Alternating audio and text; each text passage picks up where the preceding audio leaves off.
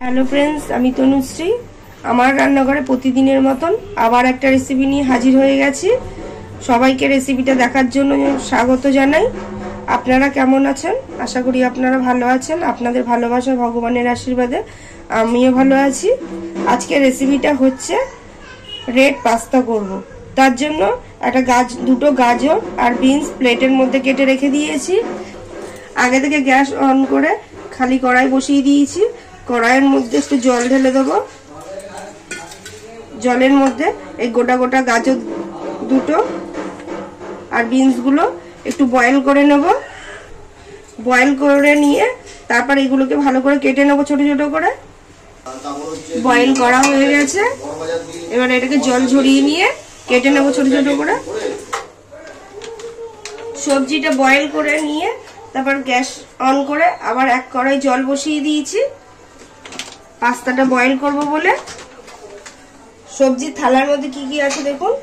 Boil করা beans কেটে নিয়েছি ছোট ছোট করে, গাজরও, ক্যাপসিকাম আর পেঁয়াজ। এদিকে প্লেটের মধ্যে আছে মাখন, গোলমরিচের গুঁড়ো, নুন, অরিগানো আর চিলি ফ্লেক্স। সাথে আছে পাস্তা রেড সস আর সাদা তেল। জলটা ফুটে গেছে, এবার আমি পাস্তাটা ঢেলে দেবো।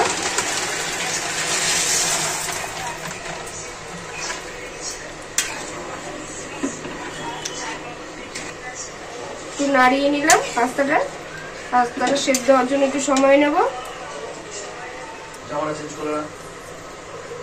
বয়েল হয়ে গেছে পাস্তা, এবার আমি জলটা ঝরিয়ে নেব। খালি কড়াই বসিয়ে দিয়েছি, কড়াই গরম হয়ে গেছে, তেল দিয়ে দেবো। তেল গরম হয়ে গেছে,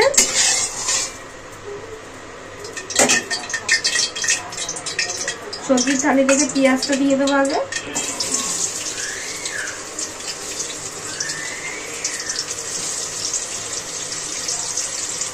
পেঁয়াজটাকে হালকা করে ভেজে নেব। পেঁয়াজটা হালকা করে ভাজা হয়ে গেছে,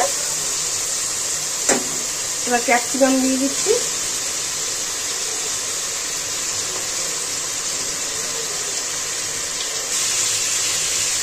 বয়েল করা বিনস, গাজর দিয়ে দিলাম একসাথে। সবজিতে নুন দিয়ে দেবো। নুন দিয়ে সবজিগুলোকে ভালো করে ভাজা হয়ে গেছে। আগে বয়েল করে রেখেছিলাম পাস্তাটা দিয়ে দেবো।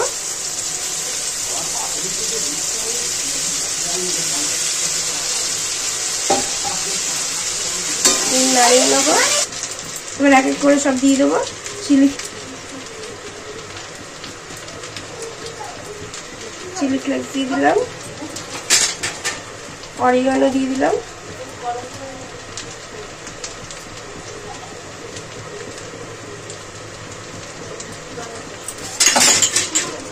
গোলমরিচের গুঁড়ো,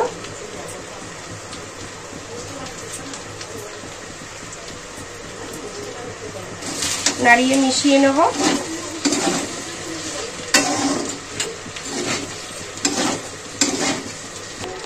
ভালো করে নাড়িয়ে মিশিয়ে নিয়েছি পাস্তাটাকে। এবার রেড সস দিয়ে দেবো।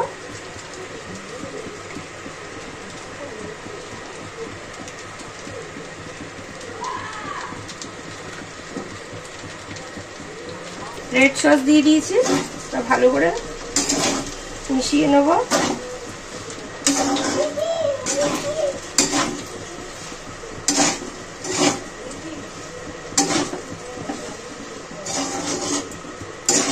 সসটা দিয়ে ভালো করে নাড়িয়ে মিশিয়ে নিয়েছি পাস্তাটাকে। মোটামুটি এবার তৈরি হয়ে গেছে পাস্তা। এবার বাটার দিয়ে দেবো।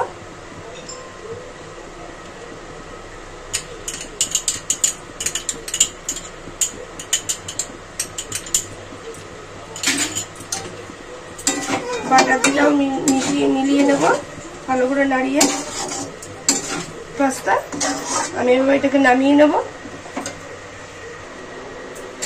ফ্রেন্ডস, এরকম একদিন স্ন্যাক্স করে দেখতেই পারেন পাস্তা, রেড পাস্তা।